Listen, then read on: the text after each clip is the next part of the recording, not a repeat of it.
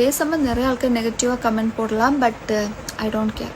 Actually இது என்னோடய experience நான் ஷேர் பண்ணேன். ஓகே, ஸோ என்ன 1 o'clock நான் வேலை முடித்து வெளியில் வந்து நான் ஃபாஸ்ட் டைம் பேசுனது வச்சு டைம் லிமிட் கம்மியில் அதனால தான். ஓகே, ஸோ வேலை முடித்து நான் வந்ததும் எல்லா கடையும் க்ளோஸ் ஆகிட்டு.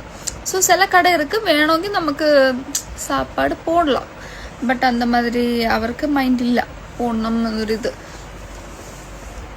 ஸோ நான் ஒரு பாகிஸ்தான் கடை இருந்து அப்போ அங்கே போய் அங்கேயும் நிறைய பசங்கள் தான் உள்ளே இருக்குது வெளியில் இருக்குது. ஆ டைமில் மோஸ்ட்லி பாய்ஸ் தான் இருக்குது.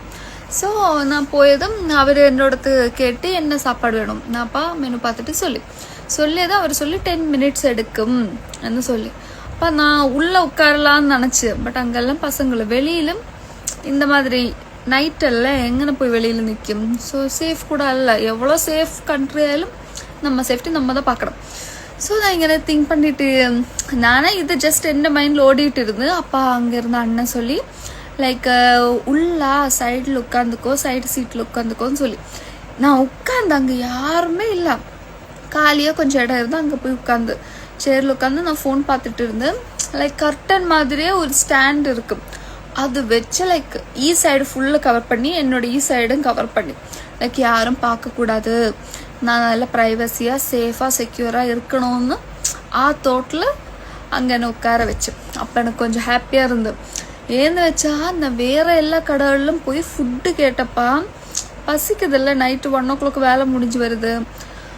அப்பா கேட்டப்ப எல்லாம் லைக் எல்லாரும் க்ளோஸ் பண்ணுங்க அங்கே வெளியில் ஃபுட்டு இருக்குது.